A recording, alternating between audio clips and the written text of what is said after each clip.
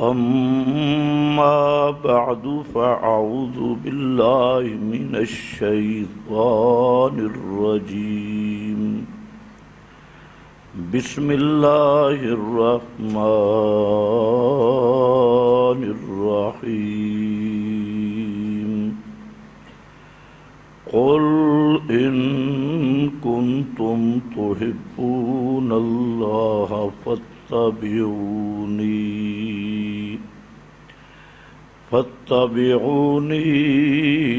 يحببكم الله سبحان ربك رب العزة عما يصفون وسلام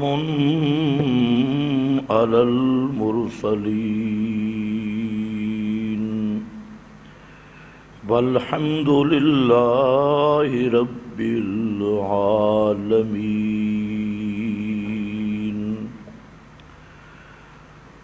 انتہائی قابل قدر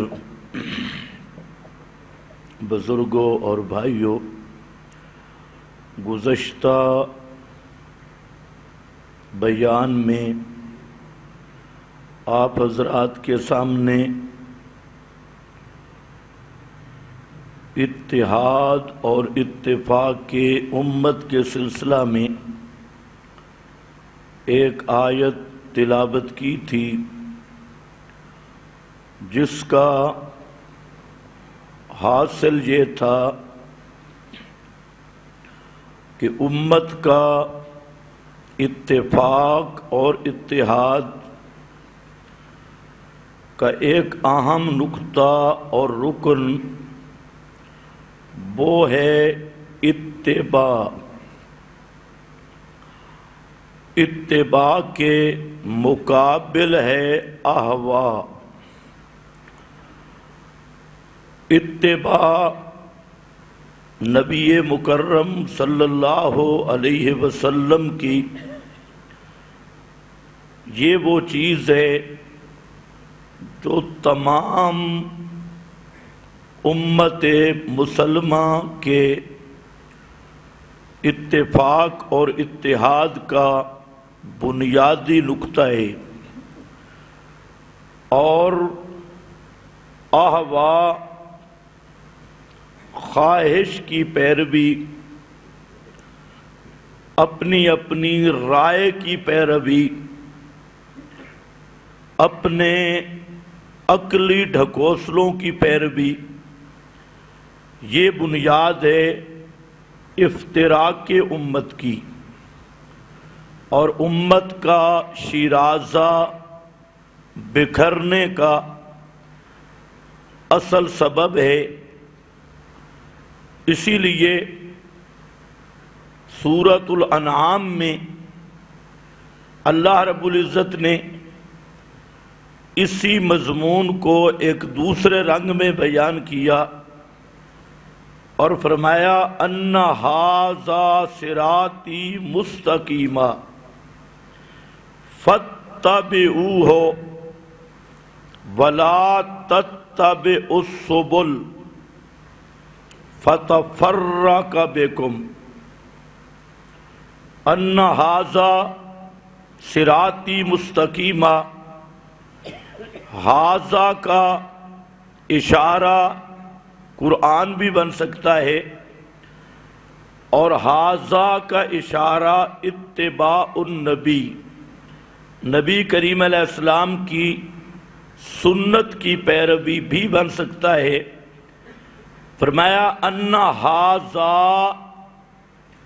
اور آپ جانتے ہیں کہ ھذا کا جو لفظ ہے کلام عربیت میں یہ وہاں استعمال ہوتا ہے جو چیز آنکھوں سے نظر آئے، اصل وضع اس کی یہ ہے، اور ویسے اس کا استعمال میں وسعت ہے۔ کبھی یہ آتا ہے جو چیز ذہن میں موجود ہو، اس کے لیے بھی ھذا کا لفظ آتا ہے معہود ذہنی، اور محسوس مبصر یعنی جو چیز آنکھوں سے نظر آ رہی ہو، اکثر اس کے لیے بھی ہاذا کا استعمال ہے۔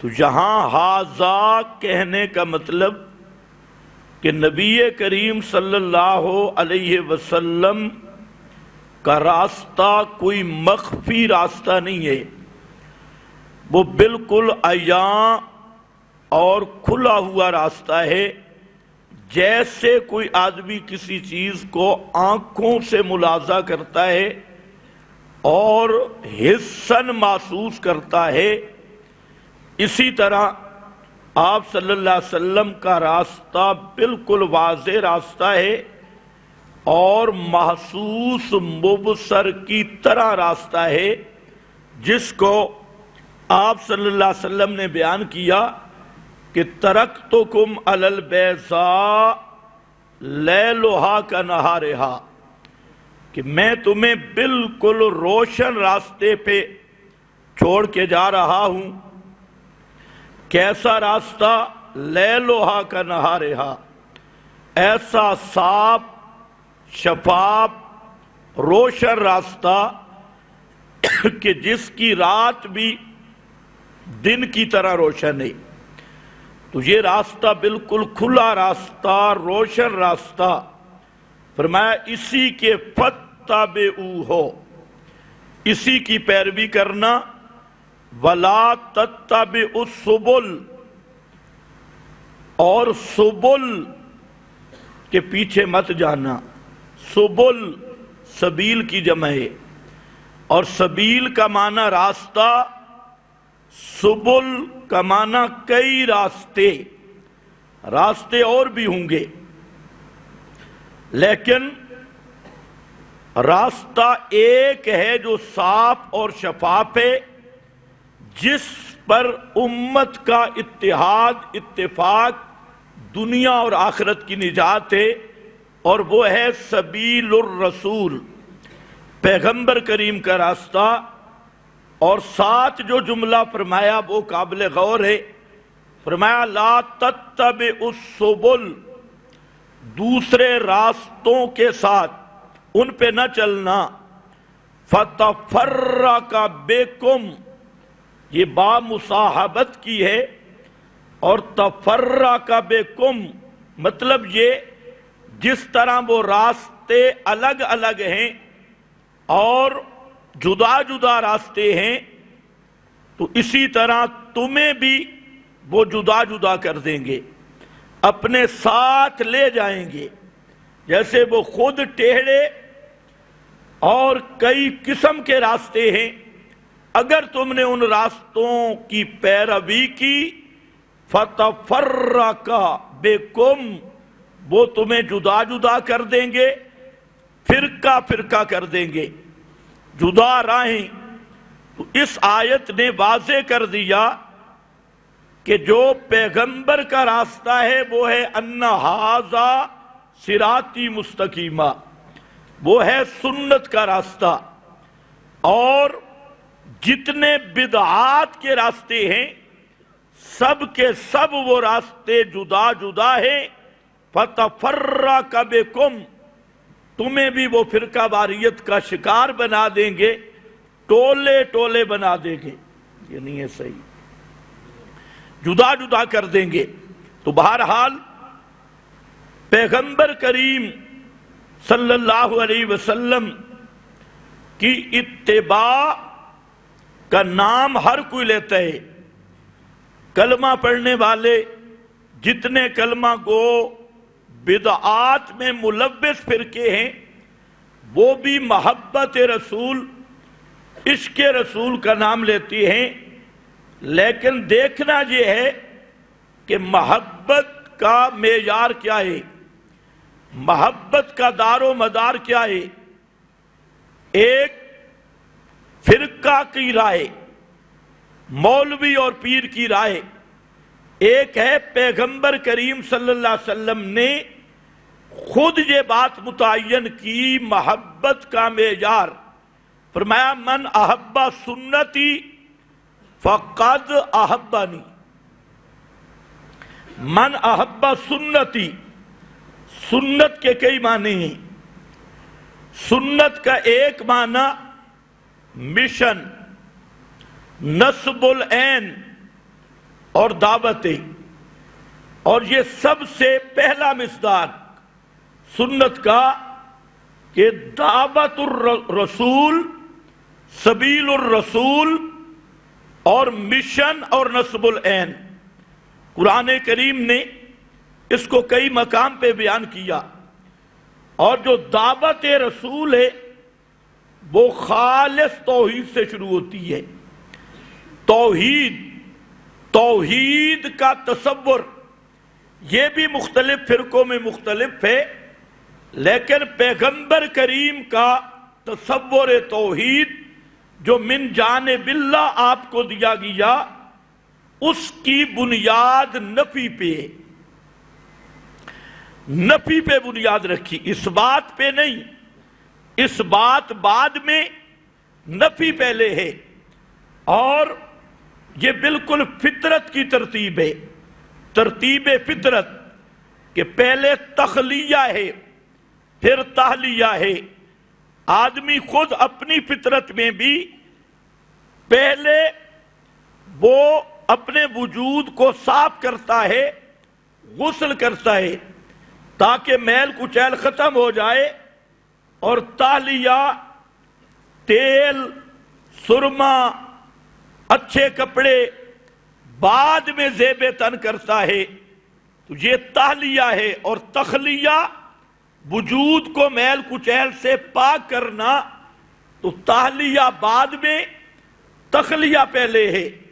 اگر وجود میل کچیل سے اٹا ہو اور صاف ستھرے کپڑے پہنے اور سر مٹی سے بھرا ہو، اوپر سے تیل لگا لے، چہرہ غبار سے بھرا ہو اور غبار سمیت اوپر کوئی میک اپ شیک اپ کرے، وہ سارا گند اور چکڑ بن جائے گا، وہ تحلیہ نہیں ہوگا۔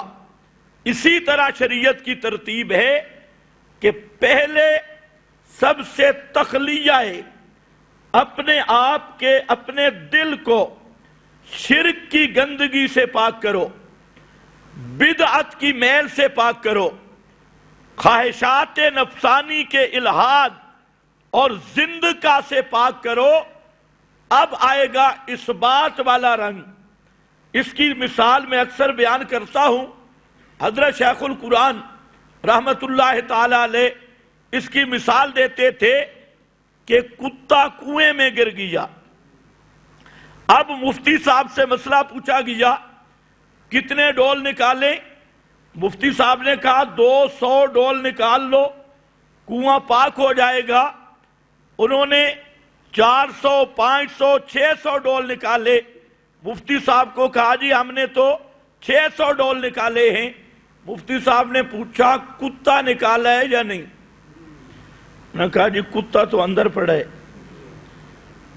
اب 600 ڈول نکالنے والا 1000 ڈول نکالے، جب تک کتا کنویں کے اندر موجود ہے وہ کنواں پاک ہو سکتا نہیں۔ اسی طرح 1000 نوافل پڑھے، لاکھوں ذکر کرے انگلیوں پہ گن گن کر، اور کعبۃ اللہ میں ساری زندگی اعتکاف اختیار کرے، اعمال رات دل لگا ہوا ہو، لیکن جب تک یہ شرک والا کتا دل کے اندر موجود ہے تو جیسے وہ کنواں پاک نہیں ہو سکتا، اس کا بھی کوئی عمل اللہ کے دربار میں قبول نہیں ہو سکتا۔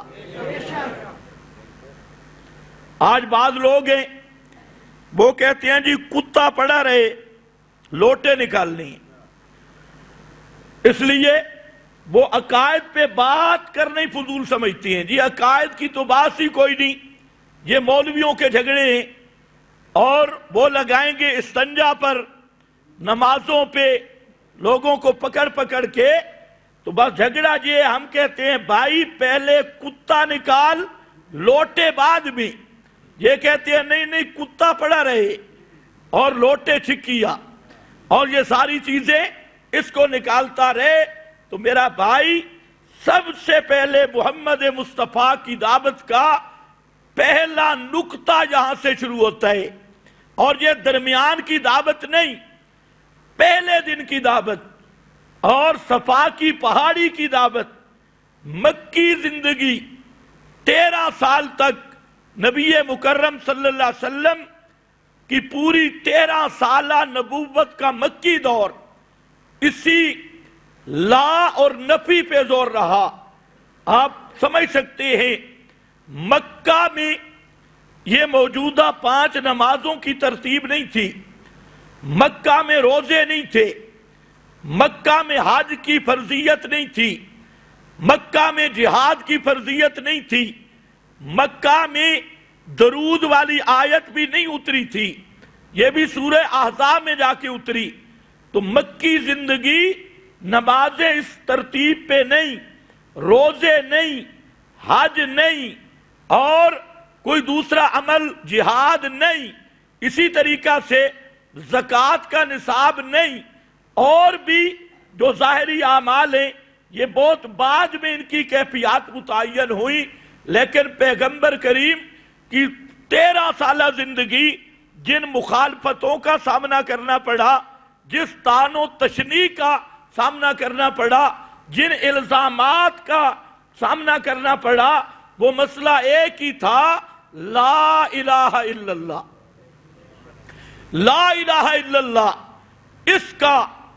اس میں بھی جھگڑا صرف 2 لفظوں میں تھا، لا الہ الا اللہ تک وہ اللہ کو بھی مانتے تھے اور اللہ کو الہ بھی مانتے تھے، لیکن جھگڑا کس بات میں تھا؟ لا الہ نہ کہو کہ اللہ کے سوا الہ نہیں، لا الہ اس لیے وہ بھاگتے تھے کہ لا الہ یہ شرک کے گلے پہ چھری تھا اور اس سے شرک ذبح ہو رہا تھا، اس لیے وہ عربی لوگ تھے، وہ سمجھ گئے کہ لا الہ الا اللہ کا معنی کیا ہے کہ اللہ کے سوا حاجت روا کوئی نہیں، مشکل کشا کوئی نہیں، داتا کوئی نہیں، نظر نیاز کے لائق کوئی نہیں، اللہ کے سوا حاکم مطلق کوئی نہیں۔ وہ سمجھ گئے ہمارا نظام بھی ختم، ہمارا مذہب بھی ختم، ہمارے باپ دادا کی محنتیں بھی ختم، اس لیے 13 سال تک پیغمبر کریم کو جتنی تکالیف کا سامنا کرنا پڑا، نہ نماز کا مسئلہ، نہ روزے کا مسئلہ، نہ حج کا مسئلہ، نہ زکوٰۃ کا مسئلہ، نہ ذکر اذکار کا مسئلہ، نہ درود کا مسئلہ، کوئی مسئلہ ایسا نہیں تھا، ایک ہی بنیاد تھی اور وہ تھی لا الہ الا اللہ۔ آج کتنے افسوس کی بات ہے کہ مسلمان کہلوانے والے وہ اسلام کی پہلی بنیاد وہ لا الہ الا اللہ کو نہیں سمجھتے کہ لا الہ الا اللہ کا معنی کیا ہے، اور اسی ایک جملہ کو سمجھ لینا، لا الہ الا اللہ۔ یہ بھی آپ کو بتاؤں کہ مکہ کے مشرک وہ نبی کریم علیہ السلام کی عزت کرتے تھے ابتداءً، آپ کے ساتھ ان کا کوئی ذاتی جھگڑا نہیں، کوئی اخلاقی جھگڑا نہیں، کوئی برادری کا جھگڑا نہیں، حتیٰ کہ قرآن نے خود کہا انہم لا یکذبونک ولکن الظالمین بآیات اللہ یجحدون۔ میرے پیغمبر یہ ظالم لوگ یہ آپ کو جھوٹا نہیں کہتے، ولکن الظالمین بآیات اللہ یجحدون، لیکن یہ ظالم اللہ کی آیات کا یجحدون جان بوجھ کے انکار کرتی ہے، ضد کی وجہ سے انکار کرتی ہے۔ اور وہ آیات کون سی؟ کلوا واشربوا نہیں، فانکحوا ما طاب لکم من النساء نہیں، ان آیات پر کوئی رولا نہیں۔ اذا ذکرت ربک فی القرآن وحدہ ولوا علی ادبارہم نفورا۔ فرمایا میرے پیغمبر جب اس قرآن مقدس کا آپ وہ حصہ پڑھتے ہیں اذا ذکرت ربک فی القرآن وحدہ ولوا علی ادبارہم، جب توحید والی آیتیں آتی ہیں اور مسئلہ توحید قرآن سے آپ پڑھتے ہیں تو ولوا علی ادبارہم، یہ پیٹھ دے کر بھاگتے ہیں، نفورا، گالیاں دیتے ہوئے، فتوے لگاتے ہوئے، نفرت کرتے ہوئے وہاں سے بھاگ جاتے ہیں۔ تو پورے قرآن سے بھی دشمنی نہیں، پیغمبر کی نبوت اور رسالت سے بھی کوئی ان کو اس طرح کی چڑ نہیں، بلکہ وہ کیا کہتے ہیں، سارے مشرکین جمع ہوئے، کہنے لگے اگر آپ چاہتے ہیں تو ہم آپ کو مکہ کا بادشاہ بنا دیتی ہے۔ تو اگر آپ کی رسالت اور نبوت فی نفس ہی من حیث الرسالہ والنبوہ کا انکار ہوتا تو اپنا سردار کیوں بنانا چاہتی ہے؟ بلکہ وہ تو یہ بھی مطالبہ کر رہے ہیں ائت بقرآن غیر ھذا، کوئی دوسرا قرآن لے آ، یہ قرآن نہ ہو تو ہم تیرا دوسرا قرآن بھی ماننے کے لیے تیار ہیں۔ ائت بقرآن غیر ھذا، اور اس سے بھی آگے بڑھ کے او بدل ہو، یا اسی قرآن کو بدل دے، تو اس سے ہر سمجھدار آدمی سمجھ سکتا ہے کہ وہ پیغمبر کریم کو رسول ماننے کے لیے تیار تھے، نبی ماننے کے لیے تیار تھے، پیغمبر سے مطالبہ کر رہے ہیں کہ یہ قرآن لے جا، کوئی دوسری کتاب لے آ۔ ائت بقرآن غیر ھذا، اور آج کا مسلمان بھی اسی نوبت پہ ہے، آج بھی چڑ لگتی ہے آیات توحید سے۔ اور یہاں حضرت شاہ عبد القادر نے بڑا اچھا جملہ لکھا، فرماتے ہیں کہ پند و نصیحت کی آیات، ان پہ تو وہ بڑے خوش ہوتے تھے۔ پند و نصیحت، والدین کے حقوق کا مسئلہ، ذی قرابت قریبی رشتہ داروں کے حقوق کا مسئلہ، اسی طرح سچ بولو، جھوٹ نہ بولو، امانتوں میں خیانت نہ کرو، بد عہدی نہ کرو، اور رزق حلال کے حصول کے لیے کوشش کرو، یہ پند و نصیحت، نکاح کے مسائل اور میاں بیوی کے حقوق، اور اسی طریقہ سے جتنے بھی پند و نصائح ہیں ان کو تو وہ پسند کرتے تھے، اور جہاں مسئلہ توحید آتا کہتے یہ نہ ہو، ائت بقرآن غیر ھذا او بدل ہو، یا اسی کو تبدیل کر۔ علماء کہتے ہیں وہ کون سی آیتیں تھی جن کے بارے میں وہ کہتے یہ نہ ہو، کوئی دوسری کتاب لا یا قرآن سے یہ نکال دے، یہ آیتیں قرآن سے نکال دے اور قرآن میں تبدیلی کر۔ اور وہ آیتیں کیا تھی؟ ان تدعوہم لا یسمعوا دعاءکم، جن جن کو تم پکارتی ہو قبروں پہ جا کے یا جنگل میں کھڑے ہو کے، قریب سے یا دور سے، لا یسمعوا، وہ تمہاری پکاریں نہیں سنتے، اموات غیر احیاء وما یشعرون ایان یبعثون، علت منصوص ذکر کی، لا یسمعوا کی، کیوں نہیں سنتے؟ اس لیے کہ وہ مردے ہیں، زندہ نہیں۔ وما یشعرون ایان یبعثون ما یملکون من قطمیر، تم تو کہتے ہو پتر دیتی ہیں، بیٹا دیتی ہیں، 5 کلو کا پتر چھوڑو، ما یملکون من قطمیر، وہ تو کھجور کی گٹھلی، اوپر باریک پردہ، اس پہ بھی تصرف نہیں رکھتے، پتر دینا تو دور کی بات ہے۔ وَمَنْ أَضَلُّ مِمَّن يَدْعُو مِن دُونِ اللَّهِ، اس سے بڑا کافر کون ہے جو اللہ کے سوا کسی اور کو پکارتا ہے۔ شاہ ولی اللہ نے جہاں لکھا کہ خواہ انبیاء باشن یا اولیاء، چاہے اللہ کے نبیوں کو پکارے، اولیاء اللہ کو پکارے، وَمَنْ أَضَلُّ، اس سے بڑا کافر گمراہ بے دین کوئی نہیں جو اللہ کے سوا ان کو پکارتا ہے من لا یستجیب لہ الی یوم القیامہ، قیامت تک پکارتا رہے، وہ قیامت تک اس کو جواب نہیں دے سکتے۔ یا اللہ کیوں جواب کیوں نہیں دیتے؟ ناراض ہیں؟ کیوں جواب نہیں دیتے؟ فرمایا بہم عن دعائہم غافلون، ان کو ان کے پکارنے کا پتہ ہی کوئی نہیں، غافلون بے خبر ہیں۔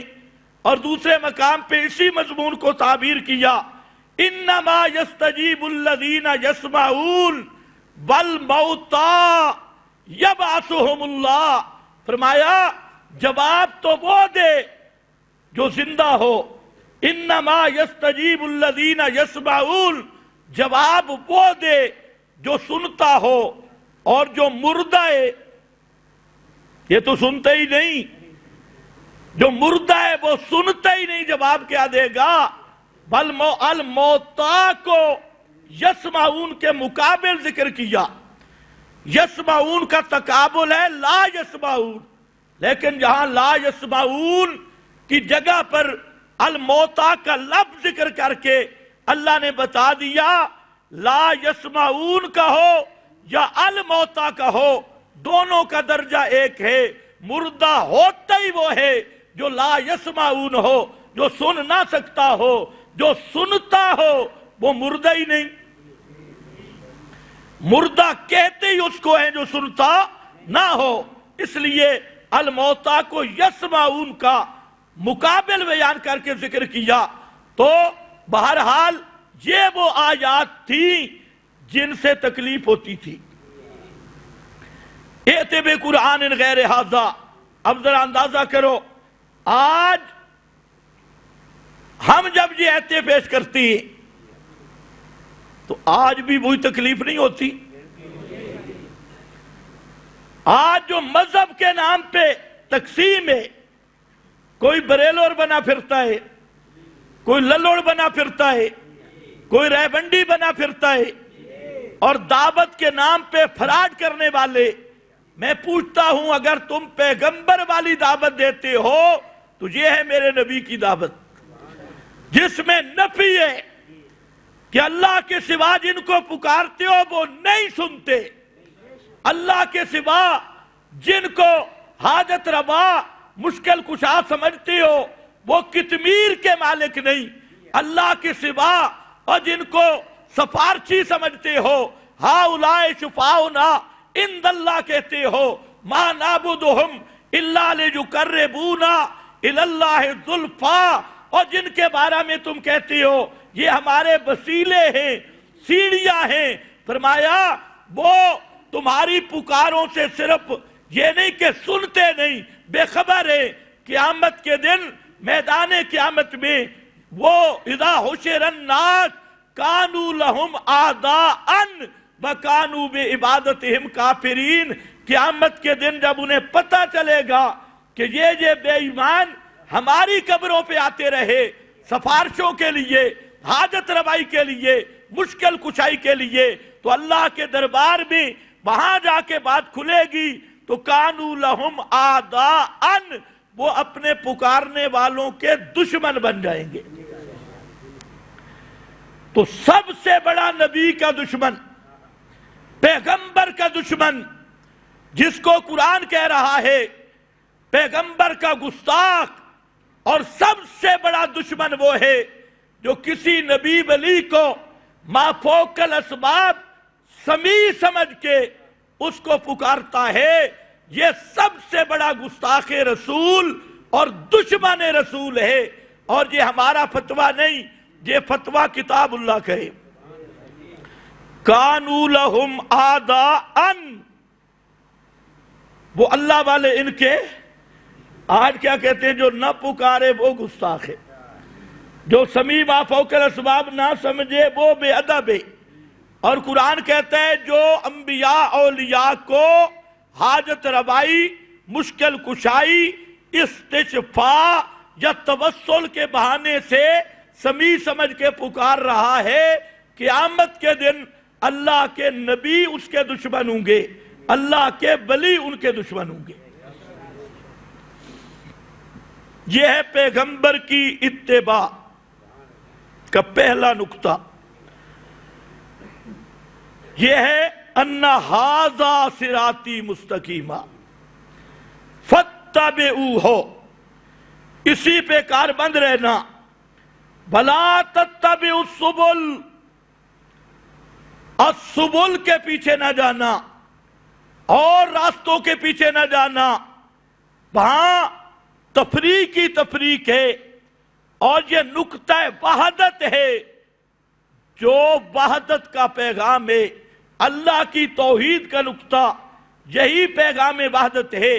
اور اسی کو فرمایا قل ھذہ سبیلی، میں عرض کر رہا تھا سنت کا پہلا معنی، یہ ذرا بھولے نہیں، سنت کا پہلا معنی پیغمبر کا مشن ہے، پیغمبر کا نصب العین ہے، پیغمبر کی دعوت ہے۔ پیغمبر کریم ساری زندگی جس چیز کی دعوت دی، یہ ہے سنت کا پہلا مصداق۔ فرمایا قل ھذہ سبیلی ادعو الی اللہ، یہاں سب مفسرین نے لکھا ھذہ سبیلی اے سنتی و منہاجی، یہ ہے میری سنت، یہ ہے میرا منہج، یہ ہے میرا ہدف۔ وہ کیا ہے؟ ھذہ، یہ ھذہ کا مشار الیہ، پیچھے دو صورتیں گزر گئیں، ایک سورہ ہود اور دوسرا سورہ یوسف، یہ آخر میں ہے سورہ یوسف کے۔ تو ھذہ یہ کیا مشار الیہ، کیا کس طرف اشارہ ہے؟ ھذہ فرمایا یہ راستہ جو سورہ ہود سے گزر کے آیا، سورہ یوسف سے گزر کے آیا۔ سورہ ہود بولی اللہ تعبدوا الا اللہ، اور سورہ یوسف بولی اللہ تعبدوا الا ایاہ ذالک الدین القیم، ذالک الدین القیم۔ فرمایا سورہ ہود بھی بولی اللہ تعبدوا الا اللہ، لوگو اللہ کے سوا کسی کی پکار نہ کرنا، کسی کی منت منوتی نظر نیاز نہ دینا، کسی کو حاکم اعلیٰ سمجھ کے اس کی اطاعت نہ کرنا، اللہ تعبدوا الا اللہ۔ اور اسی کو حضرت یوسف نے جیل کے قیدیوں کے سامنے بیان کیا اور فرمایا کہ اللہ تعبدوا الا ایاہ وذالک الدین القیم۔ فرمایا اللہ کے سوا کسی کی عبادت، اب مصیبت ہے لوگ عبادت کا معنی نہیں سمجھتے کہ عبادت کیا ہے، عبادت کیا ہے؟ کہتے ہیں جی ہم تو تعظیم کر رہے ہیں، ادب کر رہے ہیں، ادب، عبادت نہیں۔ تو اس سے پوچھو عبادت اور ادب میں فرق کیا ہے؟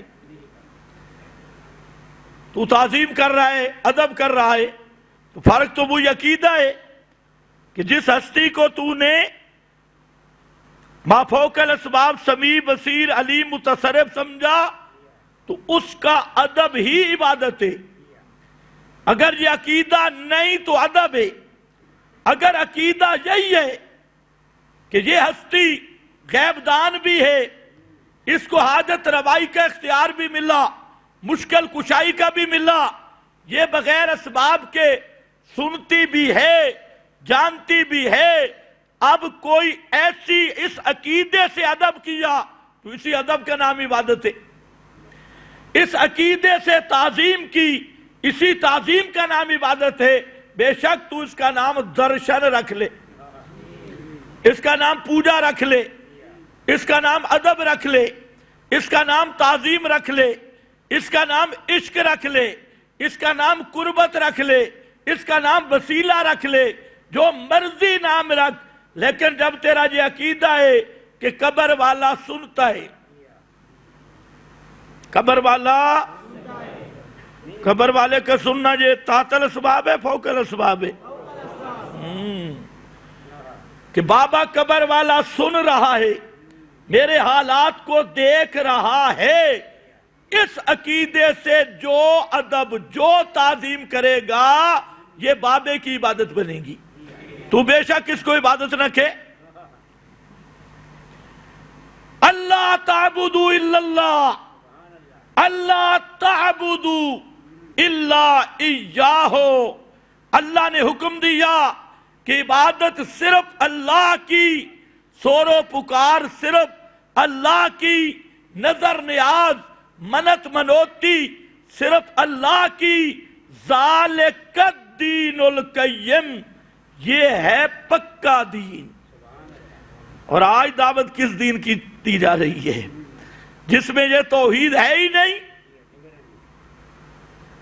فرمایا قل ھذہ سبیلی، ھذہ یہ ہے میرا راستہ، جو سورہ ہود سے آیا، سورہ یوسف میں گزرا، اور راستہ یہی تھا کہ اللہ کے سوا کوئی مشکل کشا نہیں، کوئی حاجت روا نہیں، کوئی پکارے سننے والا داتا نہیں، کوئی فریاد رس نہیں، کوئی نفع نقصان کا مالک نہیں، کوئی حاکم حقیقی نہیں، یہی جو راستہ ہے، ھذہ سبیلی۔ اگر اب بھی سمجھ نہ آئے یہ تفصیل ہے تو پھر اگلا جملہ اس کو ھذہ کی تفسیر بنا لے، ھذہ سبیلی ادعو الی اللہ، یہ ہے میرا راستہ، میں دعوت دیتا ہوں کس کی طرف؟ اللہ کی طرف۔ ادعو الی اللہ، اللہ کی طرف دعوت، قبر کی طرف نہیں، بابے کی طرف نہیں، مزاروں کی طرف نہیں، تعزیہ تبوت کی طرف نہیں، حضرت ابراہیم کی طرف نہیں، حضرت اسماعیل کی طرف نہیں، حبل لات منات عزا کی طرف نہیں، میں محمد مصطفیٰ کا منہج، میری سنت یہ ہے، سبیلی سنتی و منہاجی وہ یہ ہے، ادعو الی اللہ، میں دعوت دیتا ہوں صرف اللہ کی طرف۔ اور وہ کس رنگ میں، کیا رنگ ہے اس دعوت کا؟ وہ دعوت پورے قرآن میں پھیلی ہے، اور اسی ادعو الی اللہ، یہ لفظ یاد رکھنا، ادعو الی اللہ، سورہ جن کی ایک آیت ساتھ ملاؤ، قل انما ادعو ربی ولا اشرک بہ احدا،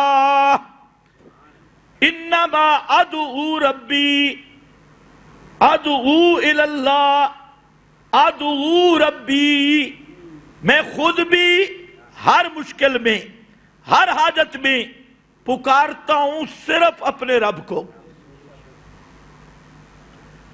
اور میری دعوت بھی ہے کہ لوگوں فادعوا اللہ مخلصین لہ الدین، لہو دعوت الحق، یہ ہے ادعو الی اللہ، کہ لوگوں پکارو صرف اللہ کو، درمیان میں کوئی واسطہ نہ ہو، کوئی درمیان میں ہیلا نہ ہو، کوئی وسیلہ نہ ہو، براہ راست پکارو اللہ رب العزت کو اپنی حاجتوں میں، اپنی مشکلوں میں۔ ادعو ربی قال ربکم ادعونی استجب لکم، وہی ہے قال ربکم ادعو ربی ولا اشرک بہ احدا، اور میں اس مسئلہ پکار میں اپنے رب کے ساتھ کسی کو بھی نہیں ملاتا، کسی کو بھی شریک نہیں کرتا۔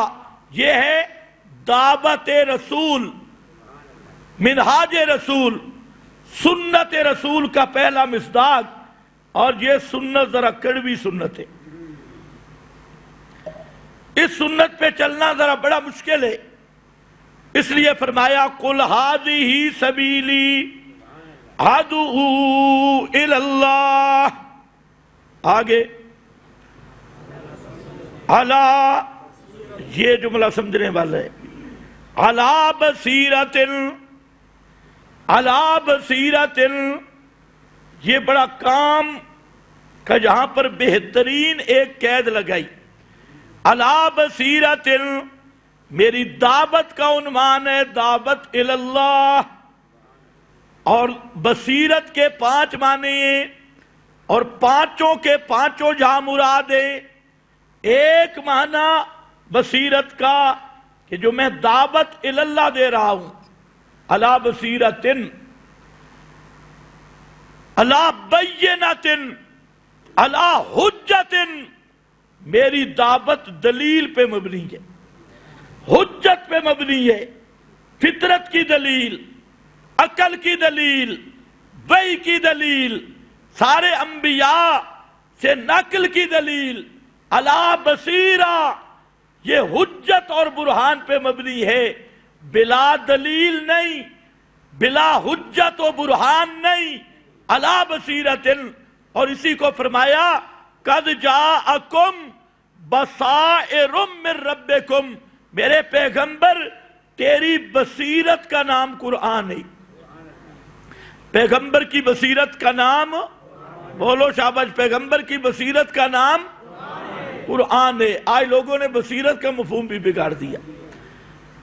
تو حاصل یہ نکلا میری دعوت توحید ہے، نصاب قرآن ہے، میں اللہ کی طرف دعوت دے رہا ہوں، اور میری دعوت کا نصاب وہ ہے جو قد جاءکم بصائر من ربکم، جو تمہاری طرف اللہ نے قرآن کی بصیرتیں بھیجی ہیں، یہ میری دعوت کا بنیاد اور یہ میری دعوت کا نصاب اور یہ ماخذ ہے۔ آگے فرمایا وَمَنِ اتَّبَعَنِی، عام طور پہ یہ سیٹ نہیں ہو سکتا، مشکل ہی ہے، عام طور پہ 2 لفظ قرآن استعمال کرتے ہیں۔ ایک لفظ ہے معیت کا، جیسے محمد الرسول اللہ والذین آمنوا معہ، تو جہاں معیت کا لفظ آئے یہ صحابہ کے ساتھ خاص ہے۔ محمد الرسول اللہ والذین آمنوا معہ ہیں، والذین معہ جو آپ کے ساتھ ہیں، معہ صحابیت یہ خاص ہے۔ یوم لا یخزی اللہ النبی والذین آمنوا معہ، قیامت کے دن اللہ اپنے پیغمبر کو رسوا نہیں کرے گا، اور ساتھ کیا فرمایا والذین آمنوا معہ صحابہ، قیامت کے دن اللہ پیغمبر کو بھی رسوا نہیں کرے گا، پیغمبر کے صحابہ کو بھی رسوا نہیں کرے گا۔ معہ محمد الرسول اللہ والذین معہ، محمد اللہ کے رسول ہیں اور دلیل رسالت کی وہ ہیں جو آپ کے ساتھ ہیں۔ صحابہ، کمالات صحابہ کو دیکھ لو، سیرت صحابہ کو دیکھ لو کہ عرب کے وہ لوگ جن میں انسانیت نام کی چیز نہیں تھی، اور جنگل کے درندے ان جنگل کے درندوں جیسا ماحول بنا ہوا تھا، پیغمبر کریم آئے اور جو میرے نبی کی مجلس میں آتا گیا ایسا پاک اور مقدس بن گیا کہ آسمان کے فرشتے بھی اس کی طہارت پہ رشک کرنے لگے۔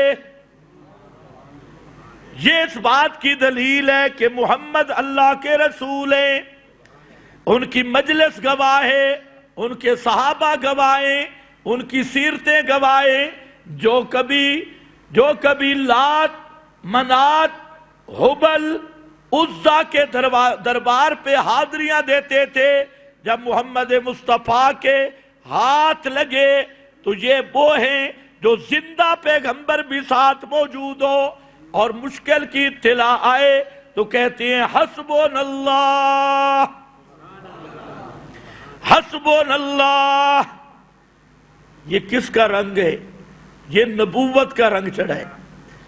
کبھی مردوں سے مانگنے والے تھے، کبھی حضرت ابراہیم کی صورت بنا کر، اسماعیل کی صورت بنا کر سامنے پھرتے، کہتے ہؤلاء شفاؤنا عند اللہ. یہ ہمارے سفارشی ہیں، انہی کے نام کی نظر نیاز. لیکن آج پیغمبر کی صحبت کا رنگ دیکھو. احد کا مقام، 70 شہیدیں، 70 زخمی ہیں. دشمن اطلاع دیتا ہے کہ کافر دوبارہ حملہ کرنے والے ہیں، زندہ پیغمبر موجود ہے. نہیں کہتے یا اللہ نبی دا واسطہ ہی، پیغمبر کی حرمت، پیغمبر کا واسطہ. فرمایا نہیں، سب کی زبان پہ یہ جملہ آیا قالوا حسبنا اللہ. سب کہنے لگے ہمیں ہمارا اللہ کافی ہے، کسی اور کی مدد کی ضرورت نہیں ہے. حسبنا اللہ و نعم الوکیل، نعم المولا و نعم النصیر. واہ واہ کار ساز ہے تے واہ واہ مددگار ہے. اس کے ہوتے ہوئے ہم کسی کی طرف جھولی نہیں پھیلائیں گے. اتنا رنگ چڑھ گیا حتیٰ کہ حضرت فاروق اعظم کے دور میں قحط پڑ گیا، بڑا قحط پڑا. پیغمبر کریم کی قبر انور سامنے تھی، حضرت عائشہ کے حجرہ میں تھی، لیکن سارے صحابہ مسجد نبوی کی ایک سائیڈ پہ جمع ہوئے اور قبر ادھر تھی، وہ دوسری سائیڈ پہ جمع ہوئے. اور حضرت عباس کو منبر پہ بٹھایا گیا اور حضرت فاروق اعظم کے لفظ سننا. فرمایا اللہم انا کننا نتوسل الیک بنبیک. اللہ جب پیغمبر کریم زندہ تھے ہم پیغمبر سے دعائیں کرایا کرتے تھے بارش کی. آج تیرا محبوب زندہ نہیں ہے، نتوسل بعم نبیک، بعم نبیک. یہ توسل ہے دعا کروانا. نتوسل بعم نبیک. حضرت عباس کو منبر پہ بٹھایا اور فرمایا چچا تو دعا کر. حضرت عباس پیغمبر کریم کا چچا، وہ دعا کر رہا ہے. استسقا. واہ، علامہ ابن القیم نے جہاں پر بڑی بحث کی، فرماتے ہیں کہ اگر صحابہ کا یہ عقیدہ ہوتا کہ پیغمبر کریم اپنی قبر میں زندہ ہیں اور ہماری آواز سنتے ہیں تو نبی کی قبر کو چھوڑ کر حضرت عباس کے پاس دعا کروانے کبھی نہ جاتے. قبر پہ آتے یا رسول اللہ انظر حالنا اسما کالنا. آج کا یہ بدھو عاشق تو یہاں سے رکے لکھ کے بھیج دیتا ہے، اور کوئی جو سمجھدار بے ایمان ہو وہ حاجی کو کہتے ہیں میرے جا کے سلام دینا، عمرے پہ جا رہا ہے میرے سلام کہنا، میرے لیے سفارش. لیکن صحابہ وہ ہیں والذین معہ. یہ پیغمبر کی نبوت کی صداقت کی بہت بڑی دلیل ہے. اللہ نے فرمایا اگر دیکھنا ہے، سمجھنا ہے کہ محمد اللہ کے رسول ہیں، صحابہ کی سیرت دیکھ لو.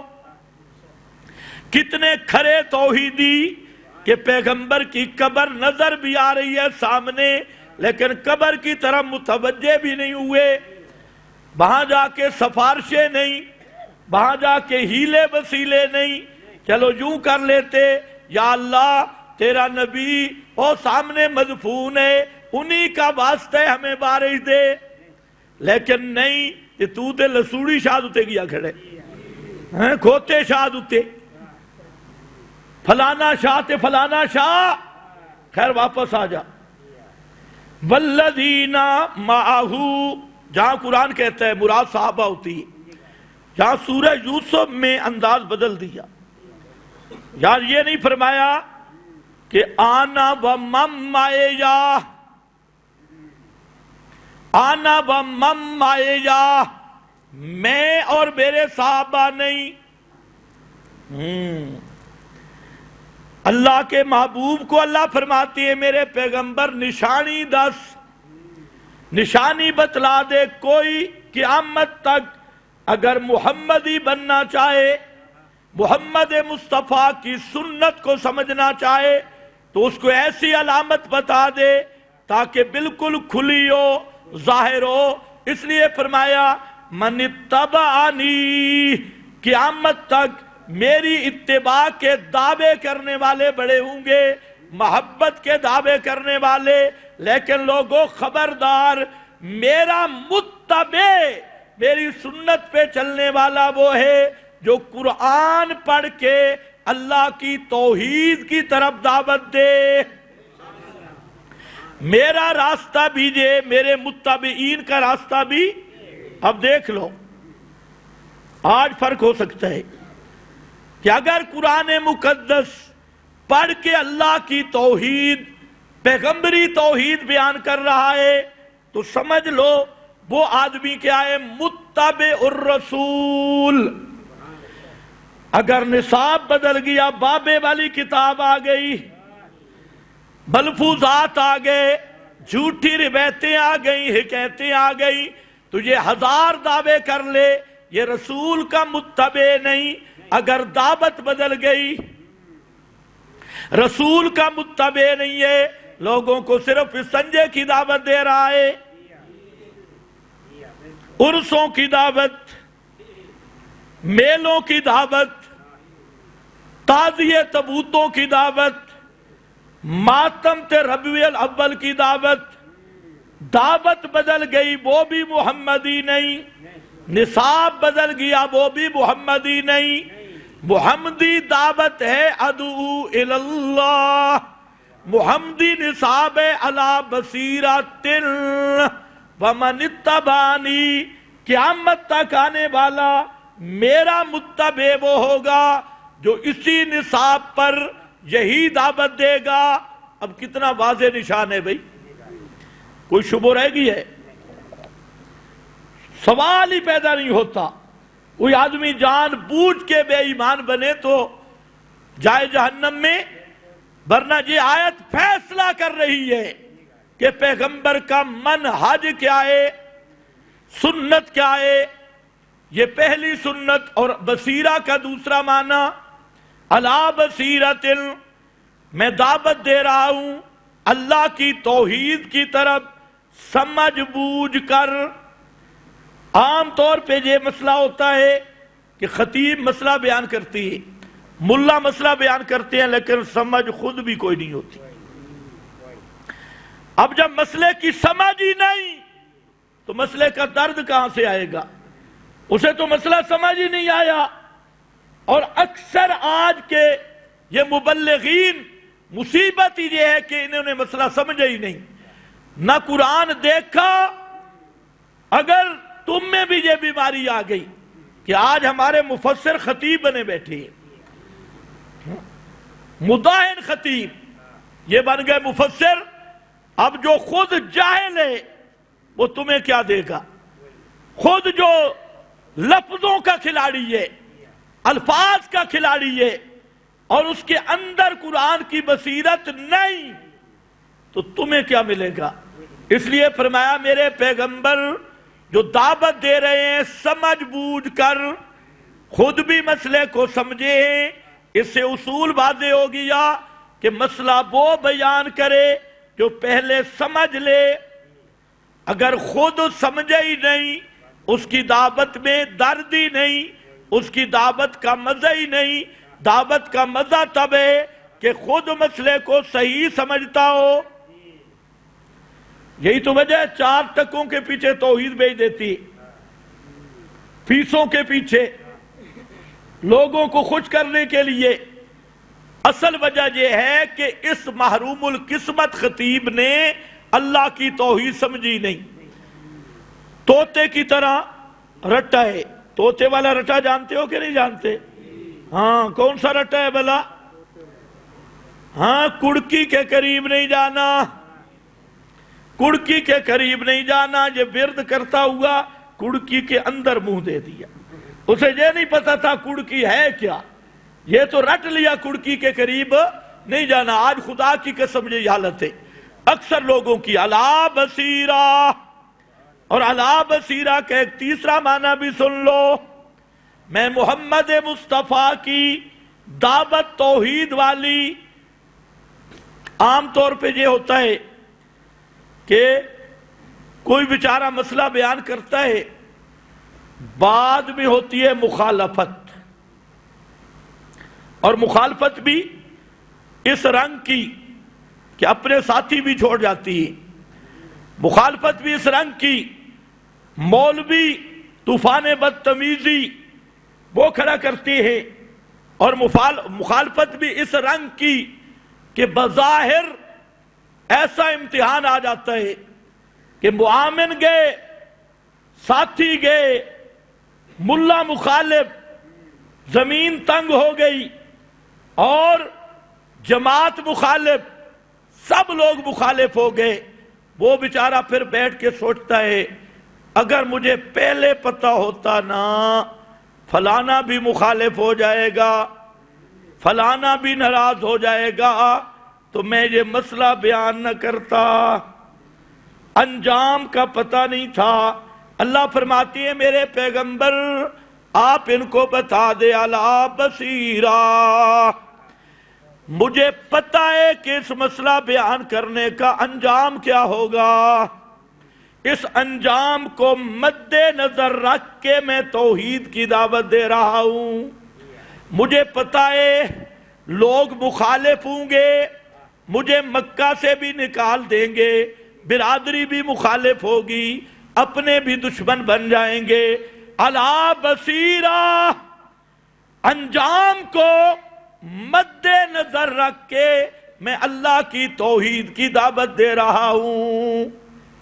और ये है कामयाब मुबल्लिग जो हालात से न डरे, हालात के रुख को खुद मोड़ना जानता हो, जो तूफानों से न डरे, तूफानों के रुख को मोड़ना जानता हो, मोड़ने का हौसला रखता हो, जो मुखालफतों से न डरे, मुखालफतों का मुकाबला करने का जिगर रखता हो, वो आदमी मसला तौहीद बयान कर सकता है। और जो बेचारा सिर्फ अपने चांद टकों को देख रहा हो कि मैंने मसला बयान किया, मेरी रोजी खत्म हो जाएगी, मुक्तदी नाराज हो जाएंगे, पी और मेरी बिरादरी हत्ता के मशाइख नाराज हो जाएंगे, मुल्ला और पीर मसनूई नाराज हो जाएंगे, अगर इसको देखता है वो कभी मसला बयान कर ही नहीं सकता। इसलिए फरमाया अला बसीरा, मैं जो बयान कर रहा हूं मुझे पता है कि कितनी दुश्मनियां होंगी, कितने लोग मुखालिफ होंगे, हत्ता के लोग मेरे कत्ल के मंसूबे बनाएंगे, मक्का से निकालने की मीटिंगें करेंगे, लेकिन सब कुछ को मद्दे नजर रख के अदू इल्लल्लाह, ये होती है दावत पैगम। मैं भी कि आगे चलो, वमन इत्तबा, क़यामत तक जो मेरे मुत्तबे होंगे वो भी इससे नाज पे होंगे। सारी दुनिया कट जाए, सारी बिरादरी फट जाए, सारा माहौल खिलाफ हो जाए, हुकूमतें मुखालिफ हो जाएं और चौधरी मुखालिफ हो जाएं, मुआमिन छोड़ जाएं, लेकिन मसला यही है अदू इल्लल्लाह, यह है पैगंबर की सुन्नत, हाज़िही सबीली। और इसी के बारे में फरमाया उदो इला सबील रब्बिका बिल हिकमा।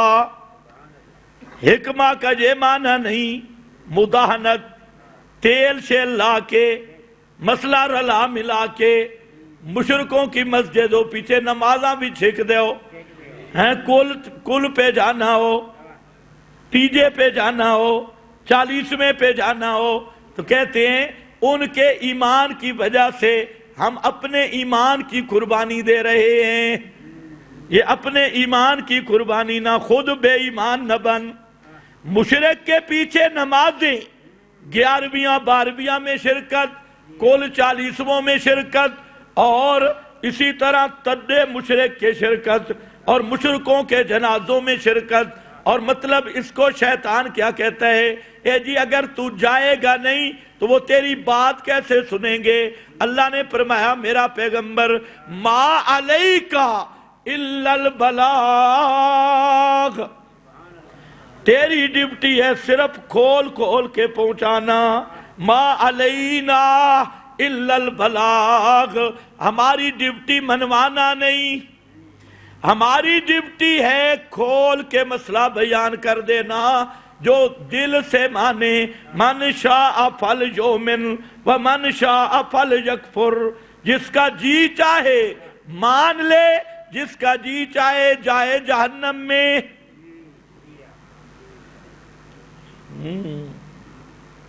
یہی بات تو اللہ نے اپنے پیغمبر کو فرمائی.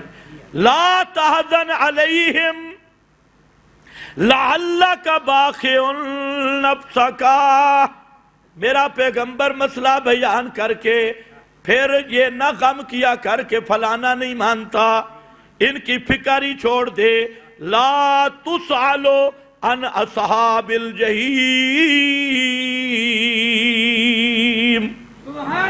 تجھ سے کوئی سوال نہیں ہوگا کون بغیر کلمے کے جہنم میں چلا گیا، کس نے نہیں مانا تھے کس نے مانا. تیری ڈیوٹی تجھ سے سوال ہوگا. وَلَنَسْأَلَنَّ الْمُرْسَلِينَ. اللہ فرماتی ہیں مجھے اپنی ذات کی قسم میں رسولوں سے سوال کروں گا. وَلَنَسْأَلَنَّ الْمُرْسَلِينَ، رسولوں سے سوال کیا ہوگا کہ انہوں نے مانا یا نہیں. رسولوں سے سوال یہ ہوگا کہ تم نے مسئلہ صحیح بیان کیا یا نہیں، دعوت دی صحیح طور پہ یا نہیں. اس لیے پیغمبر کی ڈیوٹی، پیغمبر کے وارث کی ڈیوٹی ہے کھول کھول کھول کے صاف صاف مسئلہ بیان کر دے. آگے گھول گھول کے پلانا اللہ کا کام ہے، کھول کھول کے سنانا علماء کی ذمہ داری ہے. آج آپ پہلی سنت وہ ہے دعوت توحید. تے حکمہ کا معنی بھی ہے کتاب اللہ. حکمہ کا معنی بھی کیا ہے؟ کتاب. تلک آیات الکتاب الحکیم ادعو الی سبیل ربک بالحکمہ. میرے پیغمبر قرآن پڑھ پڑھ کے اللہ کی توحید کی طرف دعوت دے.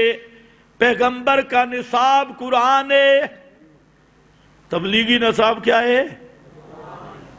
لوگوں کو اتنا عقل نہیں کہ جو نبی کا نصاب چھوڑ گئے اس کو کہتے ہیں یہ تبلیغی ہیں، حالانکہ وہ ان کو تبلیغی کہنے ہی گناہ کبیرہ ہے. جو پیغمبر کا نصاب چھوڑ گیا اس کو ہم کیا کہیں؟ یہ تبلیغی ہیں یا تکلیفی ہے؟ یہ بیچارے تکلیفی ہے. تبلیغی وہ ہے بلغ ما انزل الیک من ربک، جو قرآن کی تبلیغ کرے. اور جو یہ کہے جی قرآن تو ہماری ترتیب میں ہی نہیں ہے، ہمارے بزرگوں کی ترتیب میں ہی نہیں. اور جو ظالم پوری ریمنڈ سے قرآن کو جلا وطن کر دے، پورے ریمنڈ میں درس قرآن نہ ہو. حالانکہ چاہیے تو یہ تھا جب عالمی مرکز ہے تو کتاب بھی عالمی آنی چاہیے. اور عالمی کتاب کیا ہے؟ لے جا تبارک الذی نزل الفرقان علی عبدہ لیکون للعالمین نذیرا.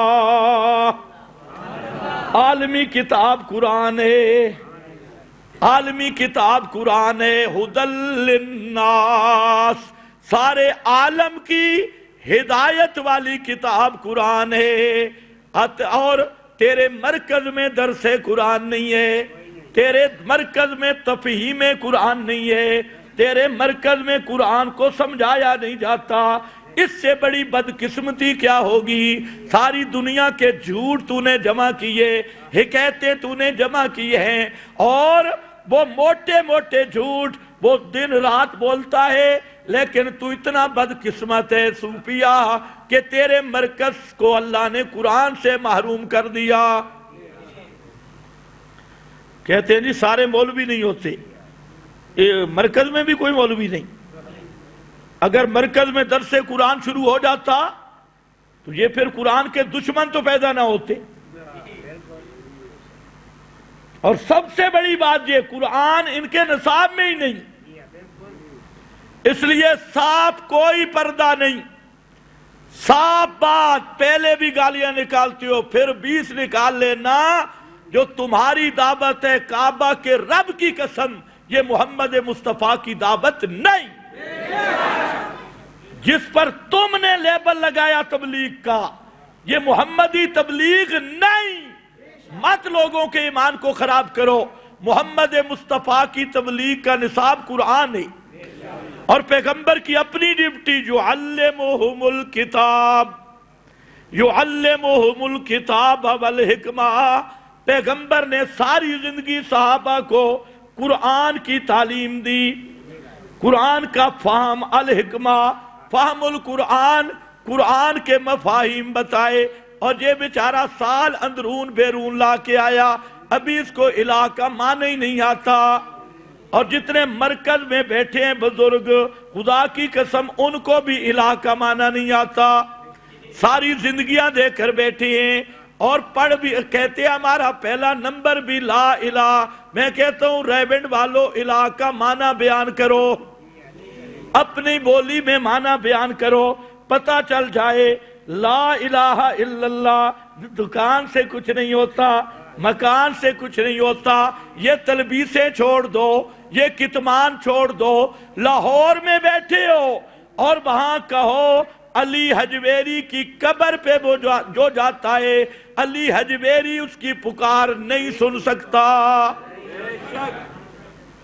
کہو نا ذرا، پتہ چلے اللہ سے ہونے کا یقین، مخلوق سے نہ ہونے کا یقین۔ اس کو کیوں مبہم رکھتے ہو؟ لوگ قبروں پہ کھڑا ہے، تو دکان مکان کو لے کے پھر رہا ہے۔ لوگ تو براہ راست غیر اللہ کو پکار رہا ہے، تو دکانوں کا رنگ جما رہا ہے۔ یہ کیسے تیری دعوت ہے؟ اللہ تجھے توفیق دے کہ محمدی دعوت بیان کرنے کی تجھے توفیق مل جائے۔ کہتے ہیں جی دین ہماری زندگی میں کیسے آئے گا؟ پہلے تو تیری زندگی میں دین ہے ہی نہیں۔ محمد مصطفیٰ کا دین قل ان کنتم فی شک من دینی فلا اعبد الذین تعبدون من دون اللہ۔ آنا اے محمدی دین نہیں، اس کے قریب نہیں جاتا بھئی۔ اچھا اوہو آگے چلو بھئی، وقت بھی ختم ہے۔ پہلا مقام سنت کا فاتبعونی کی پہلی شک ہے خالص توحید، توحید خالص۔ اور توحید خالص شرک کی تردید سے شروع ہوتی ہے۔ شرک کو جب تک رگڑا نہ لگاؤ توحید کا مفہوم پورا نہیں ہوتا۔ وآخر دعوانا الحمد